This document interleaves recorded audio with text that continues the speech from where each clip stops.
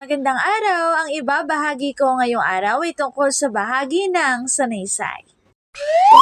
Magbasa, makinig, matuto at magsaya. Ako si Binibining Menya. Handa na ba kayo? Tara na, umpisa na nating isa-isahin at pirapirasuhin ang mga detalyeng nakapaloob dito. Maaari kong ibigay ang soft copy ng video na ito, mag-email ka lamang o kaya naman ay mag-message sa aking Facebook page.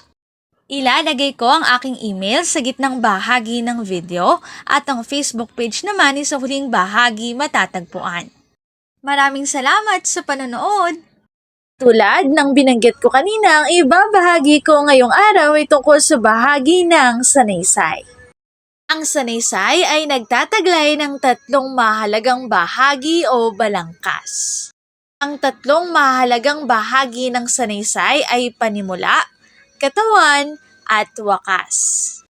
Unang mahalagang bahagi ay tinatawag na panimula. Sa bahaging ito, madalas inilalahad ang pangunahing kaisipan o pananaw ng may akda at kung bakit mahalaga ang paksang tinatalakay. Ang ikalawang mahalagang bahagi naman ay tinatawag na gitna o katawan.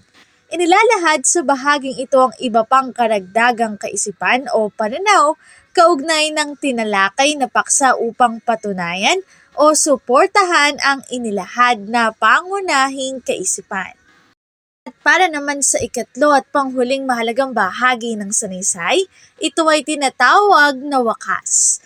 Nakapaloob sa bahaging ito ang kabuuan ng sanaysay. Ang pangkalahatang palagay o pasya tungkol sa paksa, batay sa mga katibayan at katuwirang inisa-isa sa katawan ng akda. Muli, bahagi ng sanaysay. Dito na nagtatapos ang aking pagbabahagi. Sana ay marami kayong natutuhan. Muli magbasa, makinig, matuto at magsaya. Ako si Binibining Menya. Paalam! Paalala, ang wikang Filipino ay mapagpalaya, atin natin itong gamitin, mahalin at mas paunlarin.